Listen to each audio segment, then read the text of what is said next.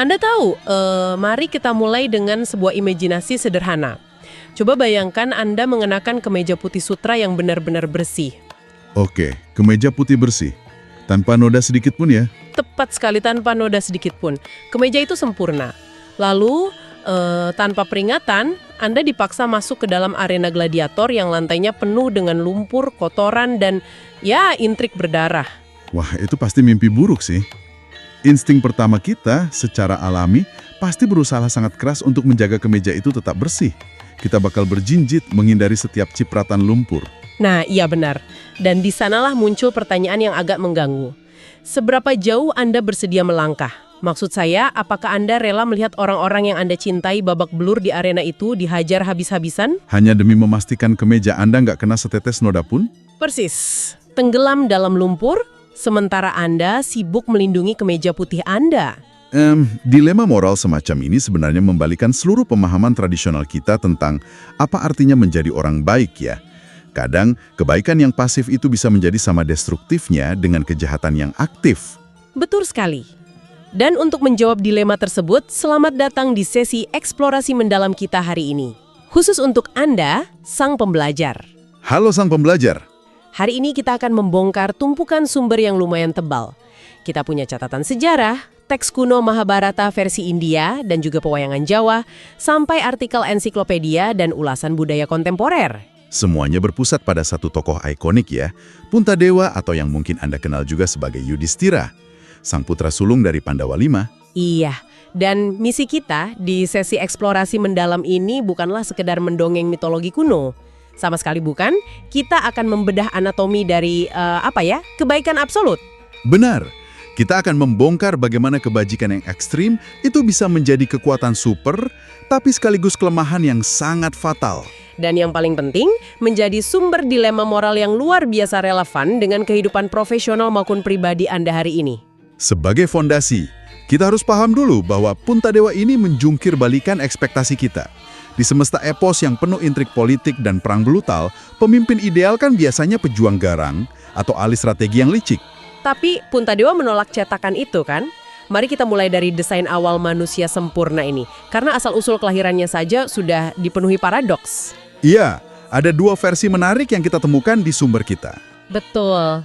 Versi Mahabharata menyebutkan ayahnya, Prabu Pandu, terkena kutukan yang membuatnya tidak bisa punya anak. Jadi istrinya, Dewi Kunti, pakai mantra kuno Aditya Hredaya untuk memanggil Dewa Keadilan, Batara Dharma. Itu versi Indianya. Tapi versi pewayangan Jawa mengambil langkah filosofis yang jauh lebih dramatis menurut saya. Di versi ini, dia nggak lahir dari rahim. Ya, ini yang bikin saya merinding pas baca. Dia lahir menembus ubun-ubun Dewi Kunti. Nah, kelahiran dari ubun-ubun ini metafora yang sangat kuat. Dalam filosofi spiritual timur, ubun-ubun atau cakra mahkota itu kan titik tertinggi kesadaran. Oh, jadi itu melambangkan sesuatu yang spesifik? Sangat spesifik. Ini menandakan bahwa sejak detik pertama dia ada, pikiran dan kesuciannya sudah berada di atas hal-hal duniawi yang bersifat materi atau emosi rendah. Masuk akal. Bahkan secara fisik, teks kita menyebutkan dia memiliki ludiraseta atau darah putih. Darah putih? Ini jelas bukan kondisi medis kayak leukemia ya? Bukan. Ini simbol bahwa tidak ada setetes pun hawa nafsu atau niat buruk dalam dirinya. Sampai-sampai dia diberi julukan Ajasatru, manusia tanpa musuh. Julukan Ajasatru itu menarik loh, karena maknanya sering banget disalahartikan. Itu bukan berarti nggak ada orang yang membencinya. Tentu saja, musuh-musuhnya benci banget sama dia kan? Benar. Makna sebenarnya adalah Puntadewa secara internal tidak pernah memosisikan siapapun sebagai lawannya. Wow, dia memang semacam anomali. Maksud saya, dia seorang kesatria, pewaris tahta. Tapi dia sama sekali nggak tertarik sama pedang atau panah. Catatan kita menunjukkan dia lebih suka baca tata negara dan hukum. Saking murninya hatinya, dia bahkan diceritakan bisa menjinakkan hewan buas di hutan hanya dengan mengusap kepala mereka. Ajaib banget ya. Tapi coba kita bedah ini ya. Ada satu detail spesifik yang sangat menggelitik saya soal dia. Puntadewa ini diceritakan tidak bisa berbahasa Jawa halus atau krama inggil. Ya. Dia hanya bisa berbicara dalam ngoko, Bahasa Jawa kasar yang setara ke semua orang. Coba deh, Anda bayangkan. Ini seperti seorang CEO atau diplomat hari ini yang secara terang-terangan menolak menggunakan bahasa birokrasi yang basa-basi ke investor atau atasannya. Itu pasti bakal bikin HRD pusing 7 keliling? Pasti. Tapi pertanyaannya, apakah fakta bahwa dia nggak bisa berbahasa halus ini sebenarnya adalah bentuk kesetaraan radikal karena dia menganggap semua orang sejajar? Atau justru bentuk keangkuhan tersembunyi? Nah itu, seolah dia merasa saya terlalu suci untuk tunduk pada aturan sosial kalian yang penuh kepalsuan. Yang menakjubkan di sini tuh sebenarnya ketidakmampuan itu murni karena dia tidak bisa berpura-pura. Kemampuan berbahasa halus dalam budaya Jawa kuno kan sering melibatkan eufemisme, penghalusan makna demi kesopanan. Yang kadang menyembunyikan niat asli kan? Betul. Puntadewa nggak punya filter manipulatif itu. Hatinya, pikirannya, dan lidahnya adalah satu garis lurus. Tapi sifat absolut ini menetapkan standar moral yang sangat kaku. Dan sistem yang terlalu kaku biasanya rentan, ya? Sangat rentan. Di biologi maupun politik, sistem yang tidak memiliki fleksibilitas untuk melentur adalah sistem yang paling mudah patah ketika dihantam tekanan tak terduga.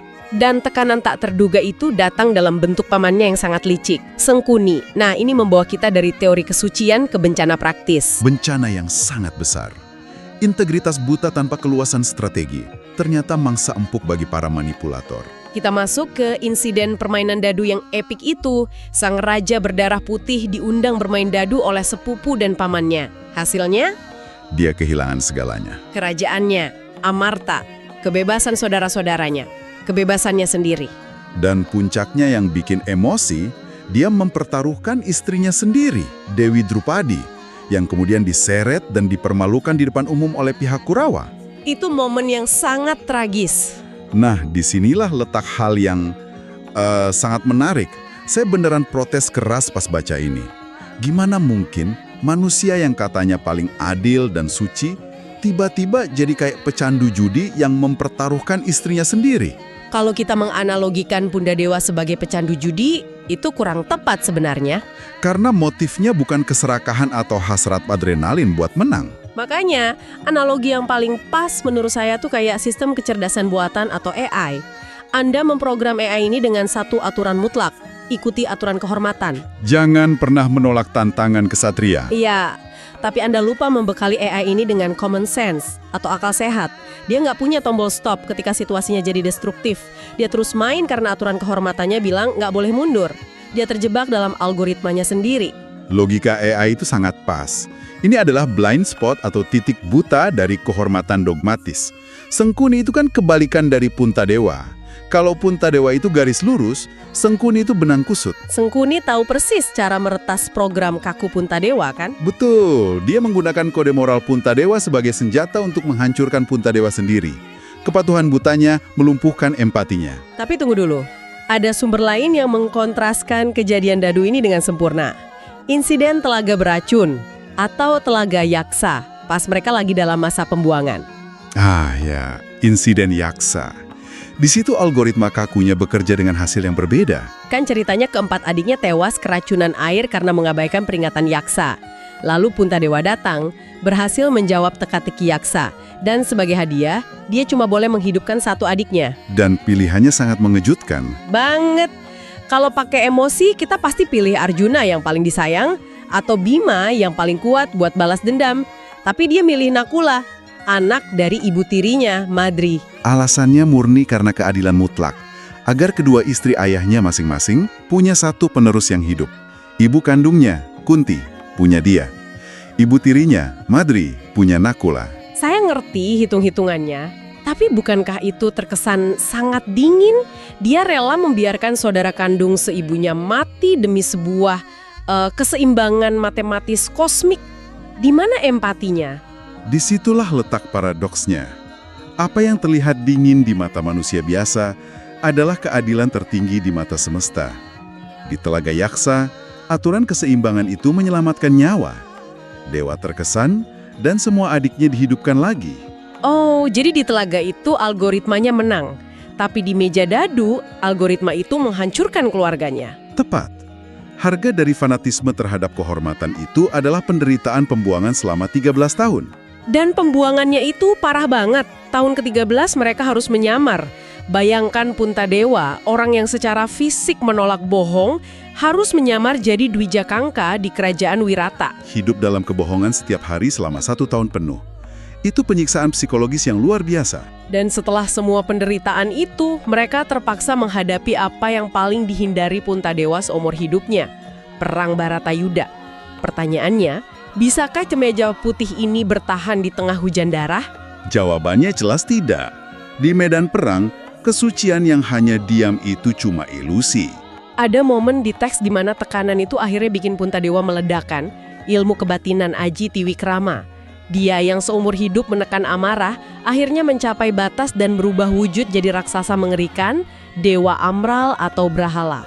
Ya, raksasa sebesar 7 gunung. Tapi, transformasi fisik itu sebenarnya cuma manifestasi dari kemarahan yang ditekan. Ada momen lain yang jauh lebih merusak integritas moralnya. Momen manipulasi kata Sandi Krishna saat melawan guru mereka, Resi Drona. Drona ini kan ngebantai pasukan Pandawa tanpa ampun. Dan Krishna tahu Drona nggak bisa dikalahkan selama semangat tempurnya masih ada. Titik lemah Drona cuma satu, putra tunggalnya, Aswatama. Jadi Krishna menyuruh Bima ngebunuh seekor gajah yang kebetulan namanya sama, Heshitama. Hesti artinya gajah, Tama dari Aswatama.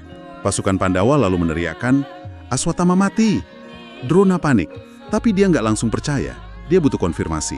Dan dia nyari satu-satunya manusia yang dia tahu mustahil berbohong, Puntadewa. Pas Drona nanya, apa benar putraku mati? Puntadewa pakai trik sokal. Trik yang sangat cerdik sekaligus tragis. Dia berbisik sangat pelan di kata Hesti, lalu berteriak kencang di kata Tama. Drona cuma dengar Tama mati. Drona hancur, menjatuhkan senjata, lalu dipenggal. Jadi maksud dari semua ini tuh apa? Juga kita hubungkan ini dengan gambaran besarnya. Ini adalah momen keruntuhan idealisme Puntadewa. Saya tuh ngebayangin trik Hestitama ini kayak baca syarat dan ketentuan di kontrak asuransi. Hurufnya kecil-kecil banget nggak kebaca, lalu pas mau klaim dibilang, maaf ada di kontrak. Apakah dia benar-benar jujur atau nyari celah hukum biar tangannya nggak secara teknis kotor? Krishna sengaja merancang benturan filosofis ini. Ada dharma personal, yaitu menjaga kesucian diri sendiri, dan dharma sosial, kewajiban pemimpin menyelamatkan rakyatnya. Krishna seolah bilang, pasukanmu dibantai, kalau kamu nolak nipu Drona cuma demi merasa suci, kamu egois. Betul, dalam krisis brutal, bahkan tokoh sesuci dia harus rela menodai prinsip personalnya demi keselamatan umat yang lebih besar. Dan semesta langsung merespons kebohongannya. Kereta perangnya yang biasanya melayang karena kesuciannya dari pusaka Jamus Kalimasada langsung jatuh ngehantem lumpur. Kemeja putihnya ternoda. Noda yang harus dia bayar mahal di pengadilan kosmik pada akhir hayatnya. Ya, setelah perang selesai dan bertahun-tahun memerintah, mereka melakukan perjalanan moksa ke Himalaya, mendaki gunung salju, dan satu persatu keluarganya berguguran karena dosa masing-masing. Drupadi, Arjuna, Bima, semua jatuh. Puntadewa dilarang menengok ke belakang. Tapi ada satu makhluk yang terus ngikutin dia sampai puncak. Seekor anjing liar. Dan pas Dewa turun bawa kereta emas buat ngejemput ke surga, ada syaratnya. Anjing itu nggak boleh ikut. Karena dianggap makhluk tidak suci yang akan menodai surga. Dan gila, disinilah Puntadewa berontak. Dia nolak masuk nirwana kalau anjing itu ditinggal. Bayangkan, Anda udah jalan nembus badai salju buat pencerahan. Lalu Anda buang tiket VIP surga itu cuma demi bela anjing. Ini memunculkan pertanyaan penting tentang prioritasnya. Penolakannya itu adalah ujian. Anjing itu berubah jadi Batara Dharma. Dia membuktikan bahwa empati pada makhluk paling hina sekalipun lebih berharga dari aturan surga. Tapi tunggu, ujiannya belum selesai. Pas dia masuk ke alam baka, dia malah dibawa ke ilusi neraka. Dia harus nyium bau darah dan dengar jeritan saudaranya disiksa. Cuma karena satu white lie, kebohongan kecil soal gajah tadi. Standar hukum sebab akibat atau karma di epos ini memang absolut. Kebohongan tetap kebohongan. Ya ampun, bayangkan Anda hidup sebagai orang suci 99% dari waktu Anda, lalu karena satu kebohongan demi kebaikan dunia, Anda tetap dikirim ke tur neraka. Mengerikan banget standarnya. Mengerikan, ya. Tapi lihat respons Puntadewa. Dia nggak minta dewa mindahin dia ke surga. Dia justru milih tinggal di neraka itu selamanya buat nemenin keluarganya. Dan pas dia ngomong gitu, ilusi nerakanya memudar jadi surga sungguhan. Wah, Pada akhirnya, kerelaannya untuk masuk neraka demi menemani yang disiksa membuktikan bahwa empati mengalahkan aturan kosmik yang kaku. Itulah inti sari kepemimpinannya. Perjalanan karakter yang luar biasa. Sang pembelajar, dari kemeja putih yang menghindari lumpur, sampai rela terjun ke neraka demi orang lain. Kita belajar bahwa prinsip baik aja nggak cukup. Kebaikan butuh kebijaksanaan praktis biar nggak dimanfaatkan niat jahat. Kebaikan tanpa fleksibilitas bisa jadi alat penghancur, seperti di meja dadu. Betul. Tapi, sebelum kita berpisah, coba deh kita renungkan sejenak satu kontradiksi yang sangat tajam ini. Di akhir perjalanannya, Puntadewa rela menantang dewa dan buang tiket surganya demi seekor anjing liar. Empati yang sangat luar biasa. Iya, tapi di mana empati dan keberanian yang sama saat dia duduk di meja dadu bertahun-tahun sebelumnya? Saat istrinya, Drupadi, dipermalukan di depan umum, Puntadewa cuma diam terpaku pada aturan permainan. Sebuah kontras yang sangat mengganggu. Kenapa lebih mudah buat dia bertarung melawan dewa demi anjing yang tunduk padanya, daripada berdiri ngebela istrinya sendiri? Pada akhirnya, untuk direnungkan sendiri oleh Anda. Apakah kebaikan yang paling murni kalau nggak disertai keberanian untuk sesekali mengotori tangan, sebenarnya adalah bentuk keegoisan yang paling halus? Pertanyaan yang sangat dalam untuk dibawa pulang. Teruslah eksplorasi rasa ingin tahu Anda sang pembelajar. Sampai jumpa di sesi eksplorasi mendalam kita selanjutnya.